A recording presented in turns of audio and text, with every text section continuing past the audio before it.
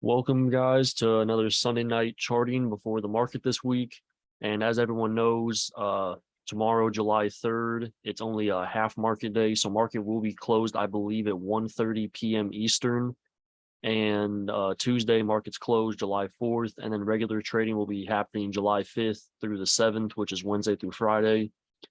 I'm not going to be very descriptive with charting tonight. I'm going to be very short and to the point with just main levels, since tomorrow, with the market only being open a half day, I truly believe that there is going to be movement. And even if there's not movement, the candles formed are going to have a whole new perspective as to what could happen Wednesday, Thursday, and Friday. So after tonight's lesson and after tomorrow's half market, if you guys want more stuff done, I can screenshot pictures and post them in the Academy section if you want like an updated chart when stuff moves for only half the day, if it does. So just let me know after we get done with everything. And just like always, as I chart, which the first one we're going to start with is JP Morgan. I'm always starting on the larger time frames, which a lot of you are going to hear this repetition, but I want to know where the stock is from a larger perspective, just so I have an idea as to how far back I have to look off levels. Since JP Morgan is practically like in the zone of all-time highs over the past 2 years, I don't have to be out this far. So I'm going to take this down to the 4-hour and use these levels I see, since this is the all-time high in this area right here. So this is the all-time high of the stock. And at the moment, we're making higher lows, kind of a consolidation and rejection around the same spot in this area right here. And this is a little dark, so let me make this a little bit clearer. That's a little bit better.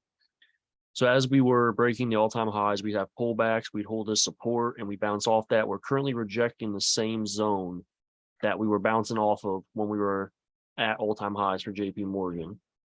So as always, with the way that I like to look at things, and I like my patience and wait to see how the chart forms. If it does break out above, catch the pullback as it contest the resistance to support flip. I want to see if it can hold support. If it does break on the upside and it does slightly pull back.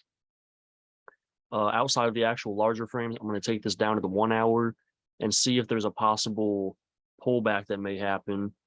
And the first thing that I'm seeing is a level roughly around 143.78 area. 143 to 144 is going to be a nice level for a pullback if we have one for a support zone. We've ran on JP Morgan pretty massive the last 2 to 3 days of trading. So a pullback may happen. If it doesn't, it's going to gap up. I'm not sure how the finance and bank sector is doing right now. So I can always look at that and see if there's any correlation with a possible sector that may be pushing to the upside, and tech could be calming down. But overall, with the way I see things with this, if you want to try and catch calls, I would personally wait for a break on the upside past 146 a share, catch the pullback and see if it holds support. If you like playing breakouts, that's perfectly fine. But that's just one thing that I don't actually do for myself. Banks bounce Friday after passing stress test. Okay, so that's why the banks are moving then. So if we do have a pullback around 143.80 a share, 143 and 80 cents, that could be a nice level, since we did reject that multiple times historically as resistance. Now that we're above, if we have a pullback and we hold that level, that would be a big like conviction moment to basically maybe play longs on this or play the breakout. Because if we do break the 146 a share area on the upside, where we had a lot of wicks on the pullbacks as support, I would not be surprised if we could possibly push to 150. And if not, like that being the high, the 158 area could happen, 157 to 158.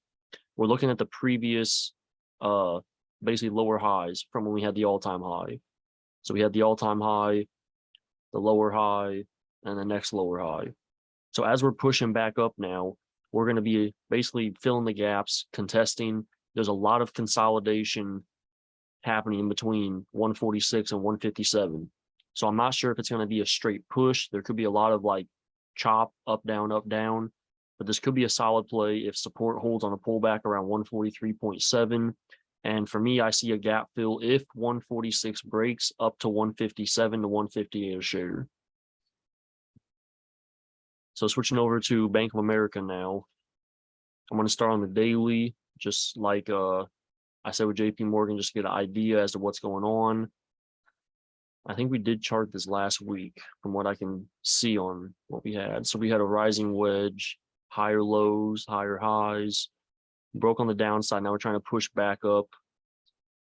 The biggest thing I'm going to take out of this, there's a zone right here that acted as support when we were there.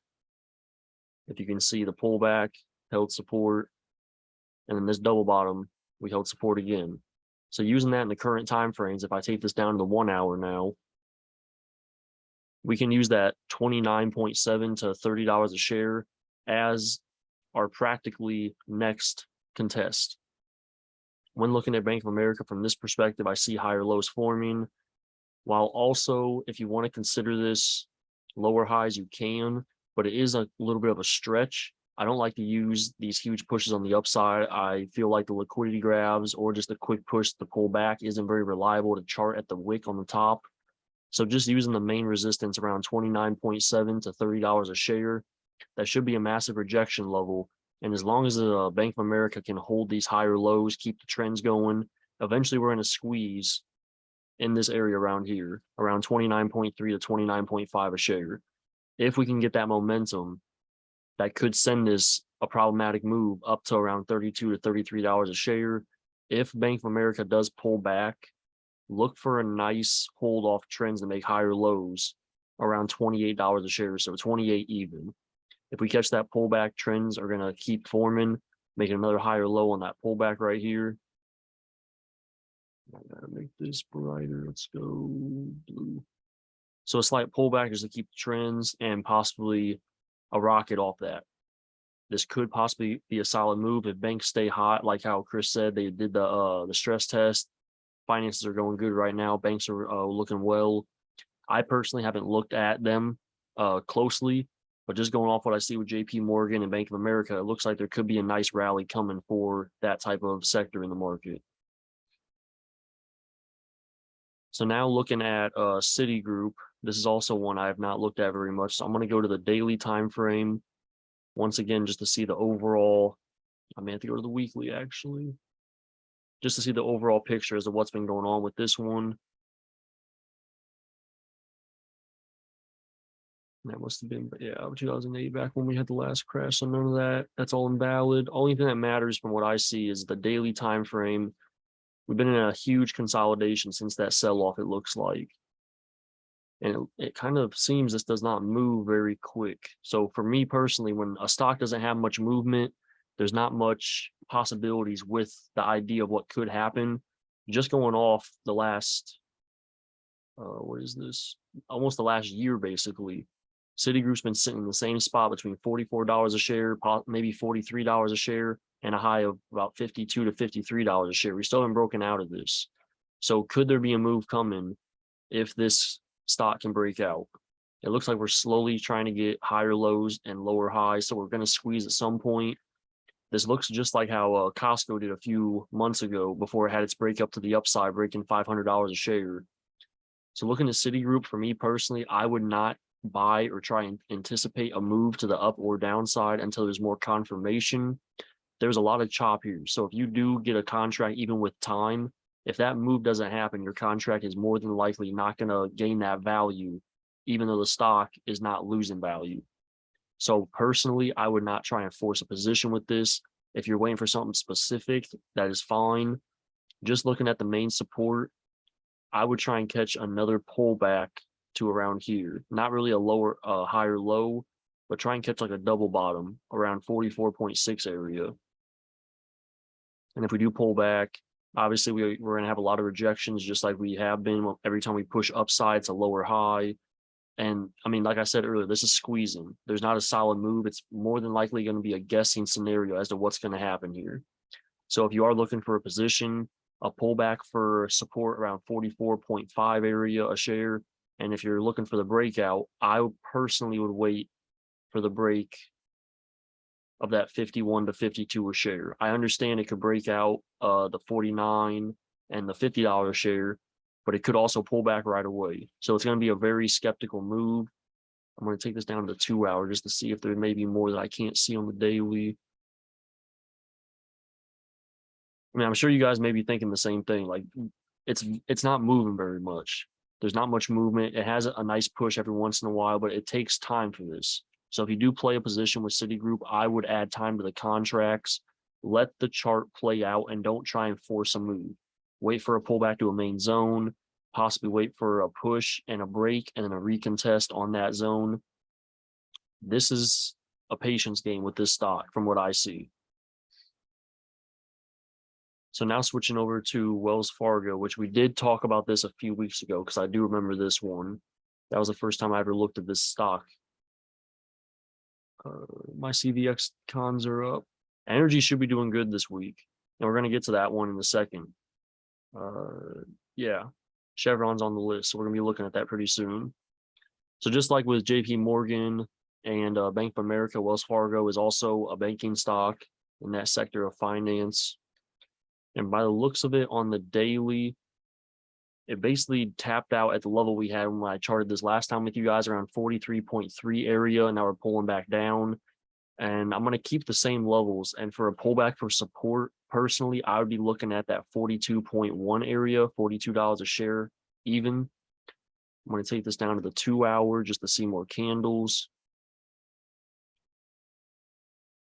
So we broke down on the higher lows, caught a nice support around $40 a share, pushed up massive, just like JP Morgan did. So going off the same scenario with Citigroup, Bank of America, JP Morgan, if you play breakouts, that's perfectly fine. I have nothing against it. But for me, with my low risk ideas and not forcing trades, because one solid setup is going to be better than forcing or trying to make more trades than you should, I would see if we can break above the 43.3 area, 43.4, and pull back and hold that as support. The contract won't gain much value if we do break upside an extra 50 cents.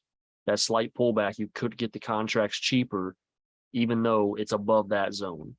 If we do have another pullback, like I said earlier, that 42.1 area should be a nice support hold to get calls if you want to try and catch the bottom area. And I can draw some more visuals like that. Because at that point, if we can hold the 42.1, I would not be surprised if we break above 43. I'd say possibly a week or two after that pullback does happen. If it happens, it's not a guarantee, but that's just what I see from like a low risk perspective. So now switching over to Goldman Sachs, which is GS as the ticker. I'm on the daily time frame right now just to see what's been going on with this. And we're making higher lows, kind of lower highs. So I'm going to take this down to the 4 hour. Yeah, that's perfect. So going off Goldman Sachs, from what I see, as always, it looks like we're keeping the higher lows going, which is good for trends. It's showing strength on the larger time frames. And it looks like every time that we pushed off the areas, this is when I use historical movement to basically give myself a conviction, or like I have to wait for this, or if it doesn't take as long as it should, I just won't catch the play. But it looks like it takes a few days after it bounces to really form a buying zone for new buyers to step in. And then it starts to take off. Every time it's pushed, pulled back, then pushed, push, pull back, push, pull back, and then push. So we just had the push. Personally, I would see if we can have a little relief, maybe selling pressure coming in, try and catch it around, I'd say 317 to 318 a share. If you're looking to play the breakout, you can do that, obviously. And for me, from what I see just on the 4 hour, it looks like there's a lot of resistance around $330 a share, 329. There's a lot of wicks that happen around this area right here. Pushed up, pull back, pushed up, pull back. Every pullback after having the initial push, regain that momentum. So I'm not saying, oh, if we touch the 330 area, we're going to reject and come right back down to 320 a share. I'm just letting you know breakouts are not a guarantee every time. Obviously, that's a lot of people's style, and I understand that. I have nothing against that. But for me, I like to catch when people are scared. I like to sell when people are chasing. I want to try and get in before the actual move happens so that my emotions are basically out of the picture. I have more contentment with letting the chart work its way out when I'm already up a certain percent amount. If you enter at the lows here, the blue highlight on the bottom where I'm moving right now. If you can catch calls on here and it holds just like it has historically, every time we push, there's a slight pullback or retraction. Don't be scared to wait and see if it happens. If you miss the move, there's hundreds of other stocks that you can look at. So personally, I would see if we can have a slight pullback to roughly 318 to 319 a share, 320 if you want to not wait as long. And if we do hold that, I would not be surprised if we touch that 330 a share within a few days after. The momentum should carry it pretty well. Obviously, finance and the banks are hot, and Goldman Sachs is in the same like vicinity as all those other companies with dealing with finances and the banking system. So a pullback to roughly 318, 319 a share should hold support, also making the same historical repetition with trends holding, breaks out right away, has a slight retraction, then gains the main momentum and has that massive breakout over a week or so of time. And it looks like it pushes roughly 15 and 20 points when it has that initial move and the buyers step in on this stock. So I'll say one more time, 318 a share for Goldman Sachs as support. The main resistance / breakout level is around 329 to 330 a share. So now switching over to PayPal, we've been charting this, I feel like, every single week, and it's had the move, but we have not had the breakout that I've been talking to you guys about. I still think that if we break $69, $70 a share, we can fill the gap first, the like 72 area. But the main push is this sell-off we had, catching the main resistance on top at roughly $77 to $78 a share. PayPal is literally slowly working its way up. Every push has a pullback that buyers step in and take over. We are still holding the higher lows.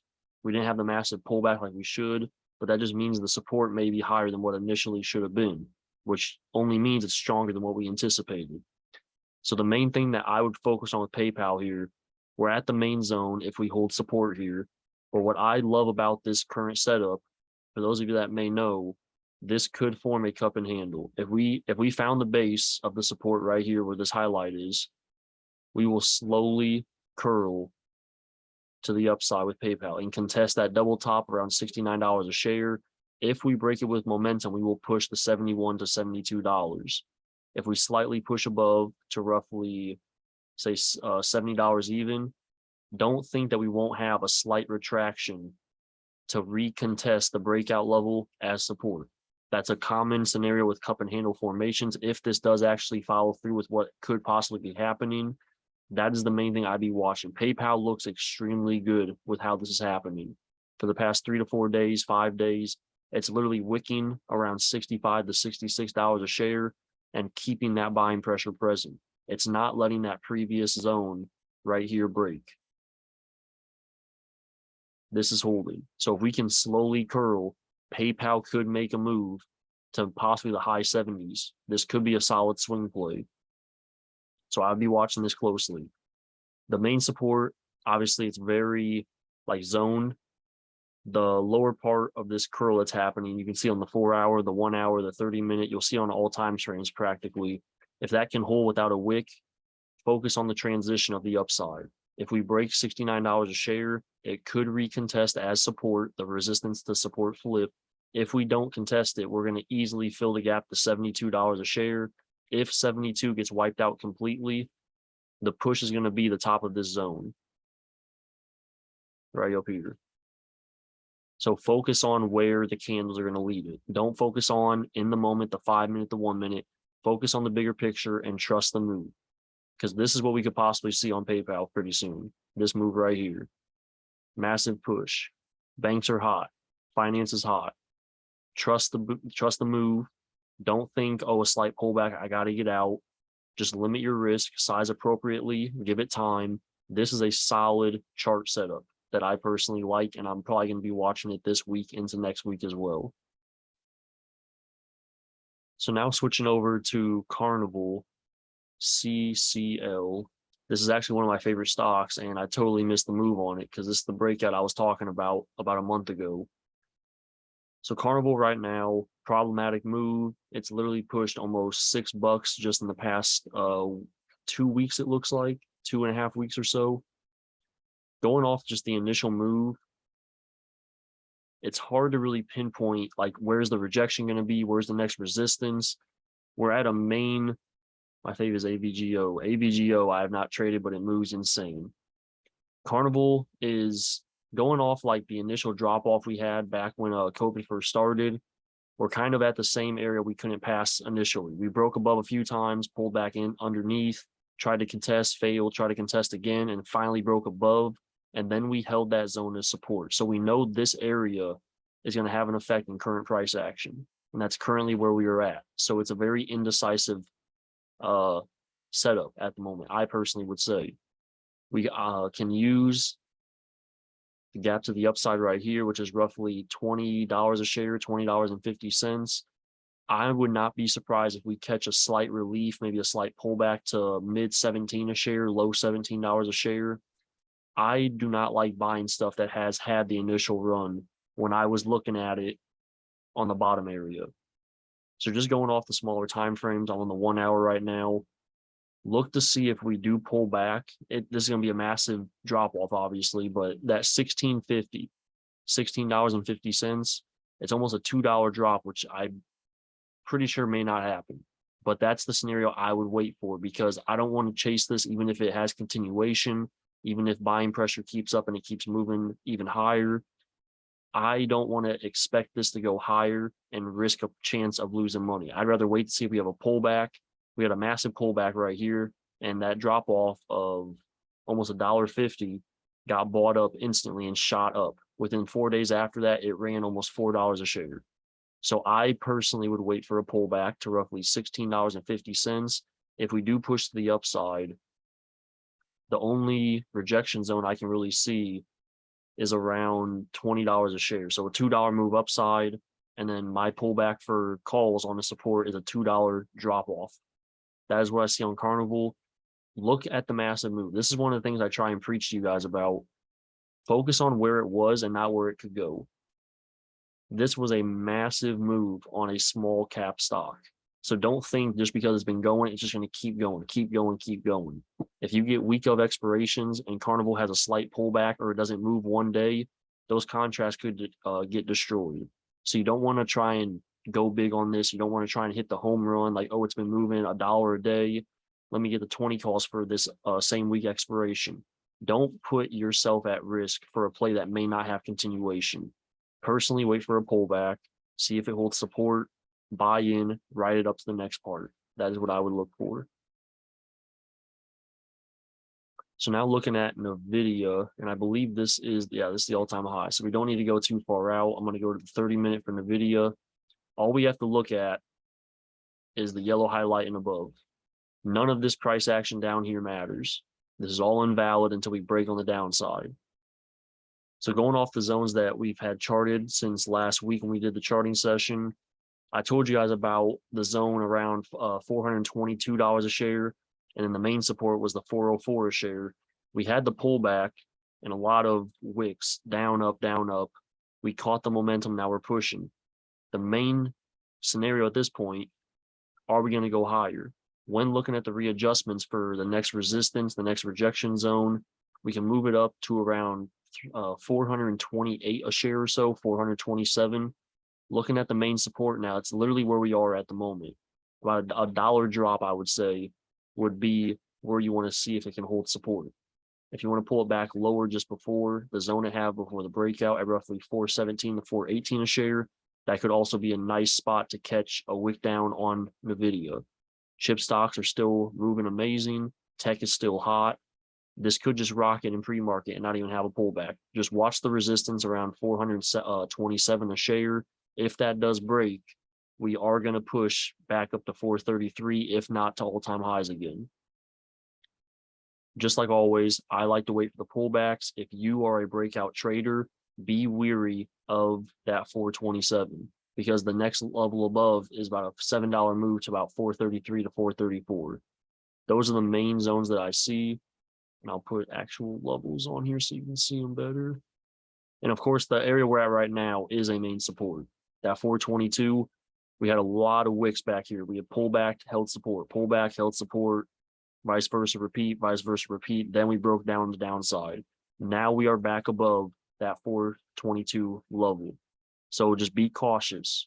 A pullback to that 418 would be nice. If it holds, that'd be a very good spot. So now switching to AMD, this I do have to go to the daily because I know it's nowhere near the all-time highs. Okay. Interesting. So we did chart this last week. I'm going to switch to the 4-hour. So I'm looking at this with you guys only to show this is why I like to wait for the pullbacks. I talked to you guys about the whole purpose and the idea of having AMD pull back to that 107 to 108 area. And we did pull back and hold and curl back to the upside. We're only sitting at 114. The main rejection is going to be the 117 to 118 gap fill. If we do have a slight retraction again, there's a reason I have a level at $111 a share. So I would be watching for that 111 to 110 level. If we do pull back and hold, focus on higher lows forming. Let me delete these other trend lines just so they're out the picture. Focus on the higher lows if AMD pulls back. I know a lot of people, they get scared when they see red candles on the smaller time frames. Focus on the bigger picture. If AMD pulls back slightly, we're just making higher lows, which is still a bullish setup for this to make another higher high. Don't let it scare you. Don't let it freak you out. That 111 would be a nice dip by opportunity. And if we do break below that 111, as long as we don't break the previous low around 107 a share, 108 a share, this will stay bullish and it should push easily back up to 120 to 125. Outside of that, I don't really have much to say about this. It's all about patience with AMD. We saw a massive sell-off when we thought support was going to hold around this area. And now we're in the same scenario. Can we hold support if we drop off? If we push up heavy, are we going to continue moving? This is going to be like a day of kind of decision with AMD to see how levels play out and to see where the strength is and where the weakness is. So now looking at Amazon, and just like AMD, this was another one that we talked about last week. I was talking to you guys about a pullback. I'm going to switch to the 30-minute. The pullback I talked to you guys about like every single week, 127.5, 127 a share, 127.50. That area is strong. And as you can see, it's still holding support. The historical rejections is now acting as a support for Amazon. I was looking at a few people's charts that posted some stuff, and they were focused on this gap fill to the upside, which I've had this target for I don't know how long now. I would not be surprised if Amazon catches momentum and it easily touches 137 to 140 a share. It would not surprise me if it happens in 2 weeks, 3 weeks. Amazon's been extremely volatile, and that 127.5 area is not breaking. So now that we have that historical resistance to a now support flip, this is ready to take the next step of breaking this resistance and moving upside to possibly 134 to 135. And then it should recontest that 131 area as support once it breaks upside. It's the same as always. Rinse and repeat. We break the resistance, wait for support. That support holds and we push higher, break resistance again, wait for the pullback to a new support. We're keeping trends on Amazon. Amazon is making higher lows, keeps making higher highs. I would not be surprised if we get a massive move on this this upcoming week or the week after. So this is always on my radar, and I'm going to be watching this even closer this week, because if we do break that 131 a share, 132 a share, like you see on my target, 137 is going to come so quick. So don't be scared of like a sell-off on it back to 127.5. Look for the best possible entry for low risk and high reward. If we do break out above 131, I personally will wait for a pullback to recontest that as support. I don't want to chase Amazon and just hope it keeps going. This is the main gap that I've been focused on for a while, and I don't want to play in between it. I want to play the top or the bottom. So I'll wait for the break of 131.5, see if it holds support. That's my entry for going long. So now looking at Tesla, and just like everyone was talking about in the Discord a few hours ago, they had exceptional reports on their delivery numbers for Q2. So I would not be surprised if Tesla starts ripping just like it did the last few weeks. The main thing that we were talking about, I want to say it was last week, we talked about Tesla pretty heavy. A lot of people had questions about this. These higher lows and higher highs, we broke on the downside. I understand that. Bought up instantly. We are right back to the resistance I talked about at roughly 264 a share. If Tesla has another pullback, look for that 256 area. I honestly expect Tesla to be up 2 to 3% in pre-market tomorrow. That's just how I imagine. I would not be surprised if it opens up above 270 a share. That's just how I feel. If we do break that 264 in pre-market, look for a pullback to 264 or 265 as support to go long on calls. Don't chase the open. Premiums are going to be juiced. If that's your type of style of trading, be my guest. Personally, though, I'm just going to say this. We're going to open up above 265 tomorrow. Wait for the pullback to 265. Historically, we've rejected twice. We broke above one time, but the very next day we came back inside that zone. So wait to see if it can hold 265 a share if we open above that level. That is a solid entry for calls. And if that does happen with a pullback, the level I have for a fill is 297 a share. Obviously, we have the previous high, which was roughly 279. And I'll put a level there just so it's a visual representation. And I will make that yellow. So the main resistance, 279. If we break 279, I would not be surprised if we touched, I'm just going to round it up, 300 a share. So just to repeat what I was saying earlier, Tesla should open up above 265 a share. If we do, see if that 265 can hold as support. Historically, that is a rejection. If we break and hold 265, this is going to keep going. It's plain simple. Everyone knows how Tesla moves. It can move $15 in a day, $20 in a day, $10 in a day. This is going to be a huge push coming, only because we've been in the same zone for about 2.5 weeks now. If this breaks out, it's going to be the same situation as back here. All this consolidation, drop off, held support, slowly curled up. Once it broke, it literally ran almost $30 within a week. Almost $50 within a week and a half.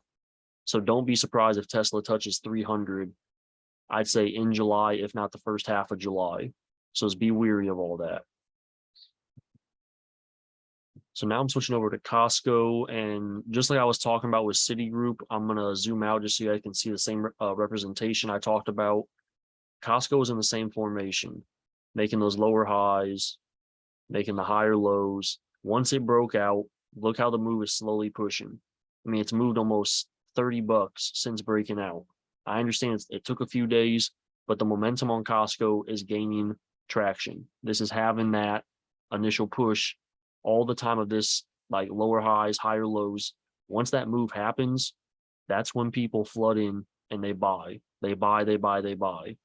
We already broke the first, well, not, I shouldn't say the first, but the previous lower high right here. We're currently above that. Notice how when we first contested it, we had a slight pullback at the end of this highlight right here.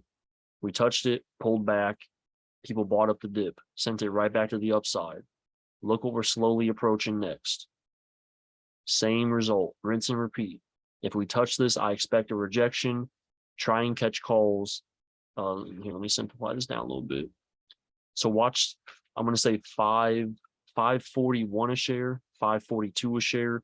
Watch that as a touch and a pullback for a retraction, and support should hold if the same historical analysis does work out.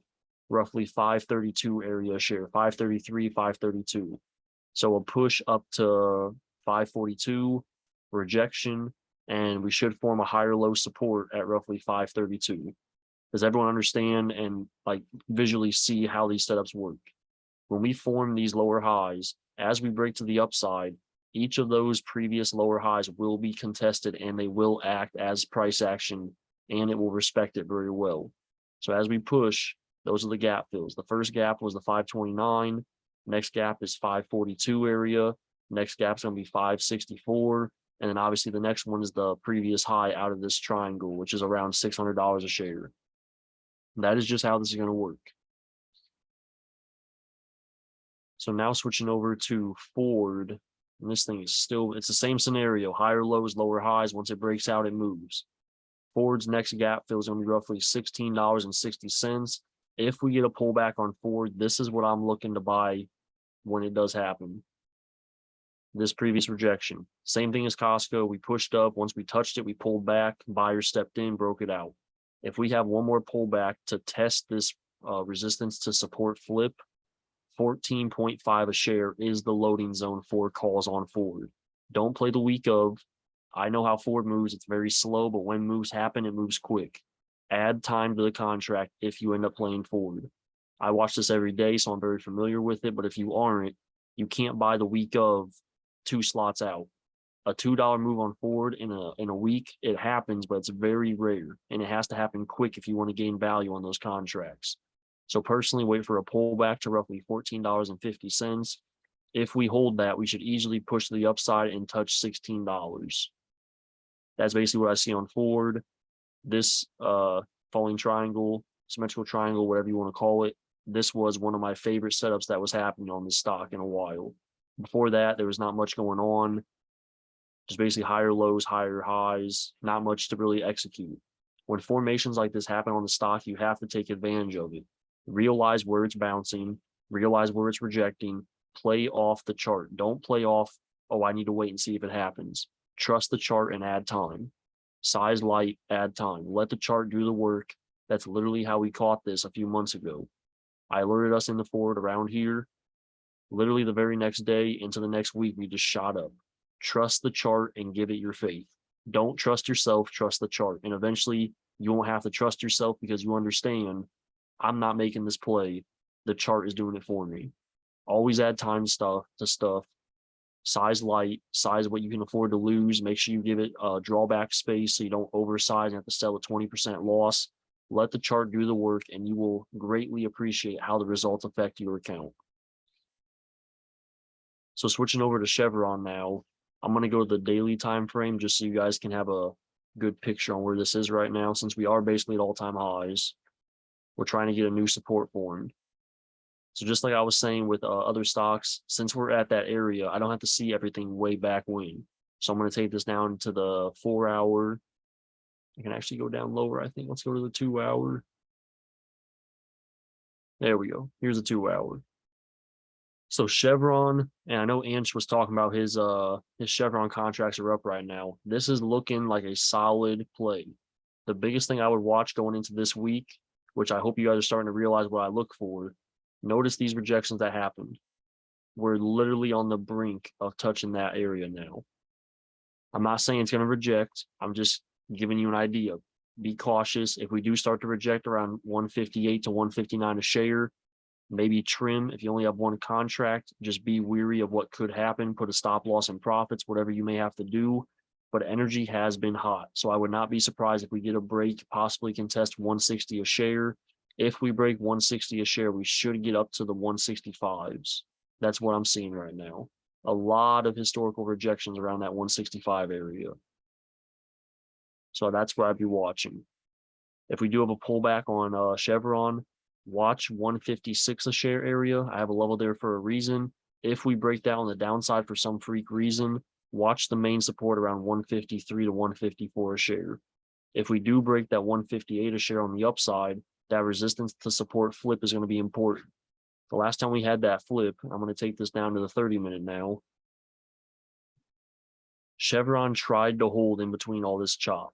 I understand it sold off, bounced off 156, back up, rejected 160, back down to 156. Just realize the momentum. Energy's hot. This could be one of those like breakouts coming pretty soon. So I personally would wait to see how it reacts. Is volume heavier than usual? Is the energy sector, which XLE, is it hot? Is it the main sector push on the day? Use that to your advantage. We had that class over the heat map this past week. Trust what you see and not what you think. If energy's hot, go long on XOM, go long on Chevron, take it to your advantage. Just watch out for that 158 because that should be a rejection, but if it does break, 160 is going to come so quick. If 160 breaks, I would not be surprised if we touch 165. And speaking of energy, here is ExxonMobil now. I'm going to go to the daily real quick just to show you guys a visual as to what's been going on with this. I know what's been happening, but some of you may not be watching this stuff very much. And there's a liquidity grab on the weekly, which happened once again. I'm going to take this down to the 4 hour now. So the main level I was telling you guys about when we charted this over the past few weeks, that 101 to 102 level, we did pull back on it. It looks like the end of last week, if I'm looking at that right. Yeah, it was around June 23rd, which was the end. It was 2 weeks ago, Friday. Friday and Monday and Tuesday, the next days are what this curl started to happen. ExxonMobil is currently at the same place we always reject. Not saying we're going to drop off, but once again, I like to point stuff out that most people, if they're on the 5 minute or the 15 minute, they don't see what I'm talking about. They see a curl, they see strength, they want to play the breakout. The breakout technically has not happened with ExxonMobil. When we switch this back to the 1 hour, notice how we're still trying to get that push. The main break is going to be 108, 109, and a pullback to hold support. The last time we broke above this area, obviously it was before this double top, we broke above and we tried to hold, tried to gain momentum. We just couldn't break out. So if we do break out of the 108 to 109 area a share, focus on the next tap out, which is going to be roughly 110. It's a dollar move to the upside. If we break 110, look at the room we have. 114, 115, possibly all-time highs at 120 plus. Energy has to do its thing though. As of now, we're holding the main support on the bottom. I'm going to change this to blue. We're holding the main support. Obviously, we're at the top of the zone now, so we're at a rejection. That's why I don't play calls right now. I'd want to see $108 a share break out and then hold this support if it pulls back. It saves time, it saves emotions, it saves your portfolio if you chase and it rejects on you. If you oversize, you'll sell for a 20% loss, and then next thing you know, 2 days later, it would be up 50%. So you have to, once again, trust the chart. Don't force what you think you should do. Let the chart draw you in. Personally, I would not touch this unless we form a higher low around $104 a share, where this zone is right here. A lot of buying pressure that was happening. When we pulled back on the initial, try to break 108, pull back to roughly 104, 105 area, and then try to push back up again. Use the chart for your conviction. If you want to see it as an easier visual, I'll take this down to the 30-minute real quick. Focus on this right here. Tried to hold trend. Tried to hold trend. Look where we're at right now. We're going to try and hold this trend. Don't think, oh, if we break trend, we're going to come back down. There's always a grab and tries to reclaim that. There's always a grab, tries to reclaim. Don't be surprised if this pulls back to about 106 and it holds right there. Personally, I'd want 104 area, but the 105 to 106 would be fine to wait and see how it reacts. I personally would not buy where it's at right now. I'm going to skip over SPY, but I will go back to SPY, and we're going to end on, obviously, the main index. I like to end on the overall market. So now I'm pulling up Meta, and I'm going to just stay on the 4 hour for this because we are just squeezing on it. And actually, here, let me show you guys the daily in case you guys don't know what Meta looks like right now. Meta has literally just been running. We're about to fill the gap I've talked to you guys about. $300 a share, I'm expecting still to touch. We have not gotten to 300 a share yet, but we are approaching that zone from the earnings sell-off. We're pushing back up. Will we break out? Will we reject? That's the indecisive that is going to happen right now. So I'm on a 30-minute, and I'm taking this down to a smaller time frame in case there are scalpers out there that want to look for like the pullback to hold support. We're still rejecting that 290 area, 289. If we do have a nice pullback, the main support I'd be watching, and I have to readjust this now, is this white highlight right here. Roughly 280 a share, 279. Yes, that's a massive sell-off. If you're on a smaller time frame, many people would switch the puts because all they see is red. When you're looking at the bigger picture, all I see is a cheaper price to get calls. All of this, drop the support, push, drop the support, push. We have to break on the upside before continuation happens. 290 a share has to break on the upside. If we don't drop off to the main support at 278, 279, look for an entry around 285. It's literally a dollar drop. I get that. It's not a lot. But if buyers are present, it's going to hold and respect that zone. Focus on the chart. Rejection, rejection. Once we broke above, we tried to hold support right here. This could be the same scenario. Drop off the support, and this next push could be the break. I'm not saying it will be, but you never know. As of now, we're making higher lows. And if things correlate, it looks like that may be a nice spot right here. So just focus on the chart, trust it, add time if you have to. If meta's too expensive for you to play, don't worry about it. Just watch the chart and see if you learn from it. See if your setup works, your charting plays out the way you thought it would. Learning is always more important than just making money in the market. So now switching over to Apple. This is going to be very short because I know it's at all-time highs. I don't have to zoom out. The only thing I would say about Apple, and if you do want to play it, wait for a pullback. Don't just buy the break. Literally, we're in no man's lane. We're at all-time highs. How much higher are we going to go? I would not be surprised if we break 200 plus, but you have to realize you buying the top is straight. I hope it keeps going. CJ said that's what I've been doing, just window shopping on the charts. Literally charting and seeing how it plans out is way more knowledgeable than trying to make money that you don't know what you're doing. Watching charts when you're not trading is difficult, but it shows you way more because you're not focused on making money. You're focused on, let's see how this reacts if it pulls back. Let's see how it reacts if it pushes to this resistance. That's the best part about charting and just seeing how it plays out. So looking at Apple, I'm not going to say too much because, like I said, it's at all-time highs. But look at the previous day high before the end of the day sin. It's roughly at 193 a share. Not saying that's going to be the support, but that's the only reasonable spot to put anything. If you want to look for the drop-off sell for the support zone, I would focus on this right here. Roughly 190 a share, $4 drop-off. Will we sell off to these zones? I highly doubt it. But that's the low risk that comes with it. If you don't like playing all-time highs, just don't watch Apple. Plain and simple. So now switching over to Microsoft, I'm going to go to the 4 hour because I know we're slowly getting to all-time highs on this. Once again, the same levels I talked to you guys about last week. We're focused on the resistance that broke. Are we going to hold this as support if we pull back? I'm going to change this color to red. There we go. Will we hold if we pull back? If we don't hold, are we going to hold the next level, which is roughly around here where these wicks are, the candles? You have to use the zones. We're literally at all-time highs with Microsoft. If we push to the upside, this is the all-time high right here.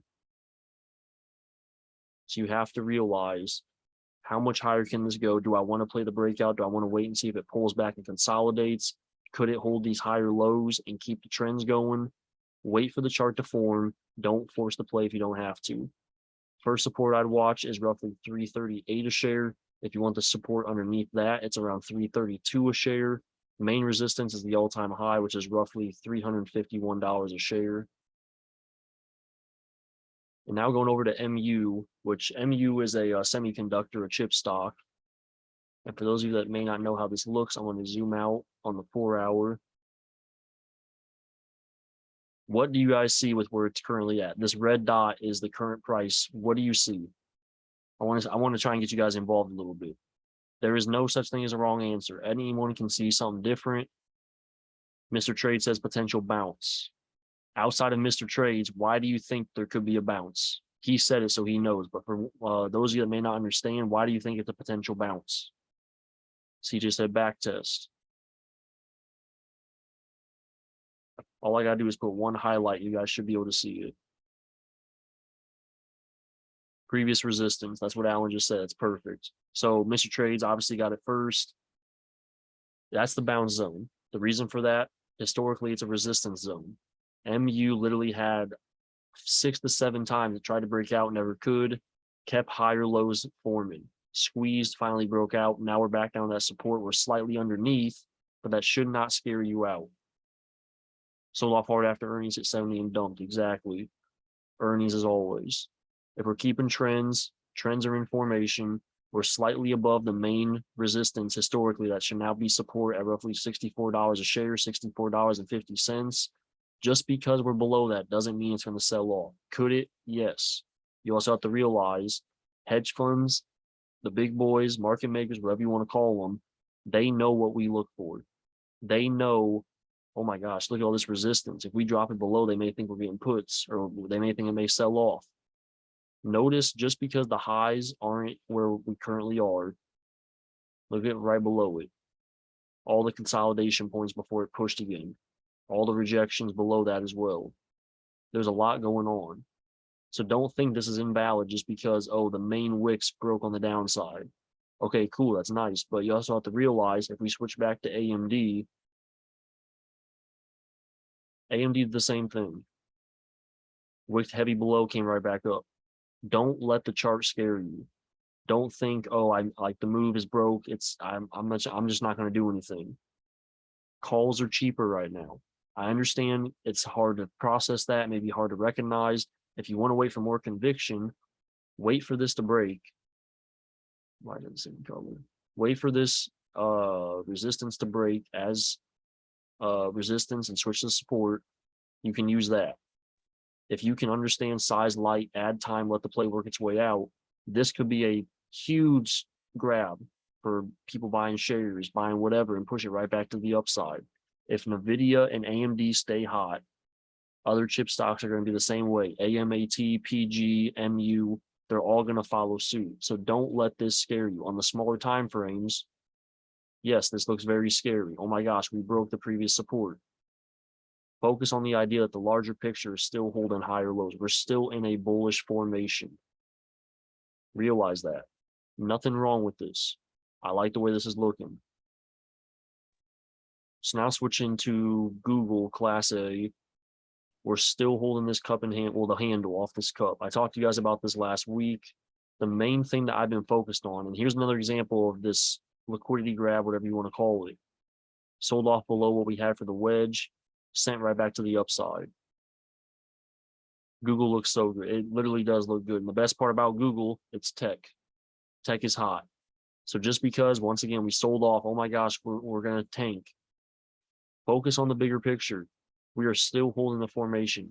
It's not a textbook cup and handle, and I understand patterns aren't technicals. They're not really like a real thing. I like to use them and base my trades off of them. If Google can hold, yes, we are below the brim of the cup, whatever you want to call it, the wick before the sell-off that had the curl, and we formed this handle now.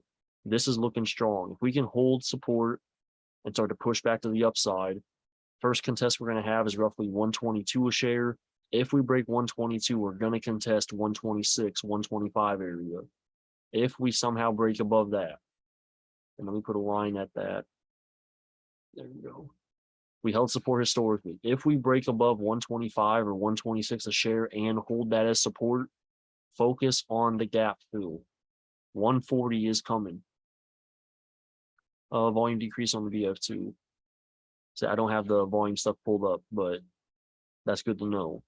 With lower volume and the stock is still holding, that says something. A lot of people don't really focus on volume and mixed in with the candles and the formations, the zones. Lower volume with a stock holding support or a zone, that's literally like a slingshot ready to happen. Obviously, it could sell off, but you'll notice that in the process. Until it actually sells off, this is still a strong formation. Google is looking amazing. Focus on this week. I would not be surprised, and I'm saying this again just so it's out there, if we break and hold that 126 area, 140 is coming. Not in a week, not in 2 weeks, but it is coming easily. So now I'm switching over to Shopify. And I'm going to get rid of this stuff. There we go. So look into Shopify. How do I clear a chart all at once? Remove all. Beautiful. Now I can restart this. Okay. So those of you that don't know, Shopify is, I would technically consider the same as Amazon, same sector, same idea, e-commerce, whatever you want to call it. It's also the same formation that Google's been in. We're slowly getting this curl. We're slowly approaching the top of where it happened before the drop off. So we still have a gap fill for Shopify up to $73 to $74 a share. And going to the 30-minute, this is a setup that I have literally just been waiting for the break, and we're still holding what I want to see. We're still holding higher lows, and we're keeping the same rejection on top practically. So we're squeezing. Same formation we've seen on multiple other stocks. When this breakout happens, it moves. So I'm focused on Shopify. I'm focused on Amazon. They're in the same, like, I don't want to say sector, but they have the same reasoning with company aspects. I would not be surprised if Shopify does not break this week. I truly believe it's going to hit $70, if not this week, next week. I'm not saying buy in and just hold it, but going off the setup, going off the buys, the volume, noticing how the price is squeezing, this is ready to go. I don't know how soon, so buying time is a huge aspect for Shopify. If we break 65 a share and hold that as support, we got to break above, we got to pull back. If we pull back, hold that as support, then we are literally going to sky. I'm not saying it's going to happen in a day, in a week, but I'm just letting you know, going off how this has moved, this will happen. We've seen Shop move massive before. Yes, I understand earnings, whatever. Focus on the bigger picture with this. We are on the verge of a nice move to the $70 share area on Shopify. So I'm going to go back to SPY, and I'll also pull up SPX as well, just so I know Perez wants to see that. So we'll start with SPY first. I want to go to the 4 hour just to get this bigger picture zoned up. And I want to say this one more time for you guys. I truly believe we are going to hit 450 on SPY still. Not saying that it's going to do it this week, next week, in the month of July, but I truly believe we're going to hit 450 on SPY. It could be sooner than I expect, but I have no time frame on what stuff takes to happen. I just anticipate the move based off when it does happen. Going off where we are now, there should be a rejection. I get that, but we have to see how tomorrow goes, how the week starts out. There's not much that we can say about this until we actually break above and hold the support. We're currently at a rejection zone. So until we push to the upside, and if we do just keep pushing, then we do. But I like to see this hold this support around $443 a share or so. If we do have a slight pullback here, watch support around 438 on SPY. 438 a share should be the main support. I don't expect us to go lower than that, so I won't speak on it. But that's like my loading zone for calls on not SPY specifically, but SPX or SPY, whatever you watch. That area for 438 should be nice for SPY. I'm gonna go here. Let me remove these drawings so we can just start from scratch. So I have SPX pulled up right now. Can't believe we're almost at all-time highs. Oh my gosh. Okay, I'm going down to the 2 hour. So I do not have my specific levels on here. I'm switching back to the 4 hour. Sorry about that. I don't have the same levels I have like on Webull, because that's my main charting I do for SPX. But just going off what I see off this, I will give you my quick visual levels I see. First rejection is around 45.13. Make that yellow. Main support, which I know this off memory, that 43.66 is massive. Yes, it's a long ways down, so it's not in effect right now until more break. But the 43.66, I've been repeating, I don't know how much. That was a main support every time we broke above. When we broke underneath, I wanted to see it break on the upside and hold. I'm going to take this down to the 30-minute just so we can see in the moment where price action is. If we have a pullback, just like with SPY, the SPX pullback will be roughly at 43.90. Obviously, we're still holding. Futures are open right now. I would not be surprised if we break out tomorrow. I truly think just because it's a half day, there's going to be volume to make the market move. I honestly would not be surprised if we somehow graze 4,500 tomorrow. I'm not saying we're going to, but for some reason, I just have a feeling. Even if we get to 44.80, I would not be surprised. So outside of a pullback to 43.90, I don't really see much lower this could go. If we do break to the upside, 45.13 is the first level, but I'm not saying it's going to happen this week. I'm just giving you like the overall picture of what I see happening. Do you guys have any last minute stocks you want to see, last minute questions? And also feedback. How for the ones that may be here for the first time, how did this feel for you guys?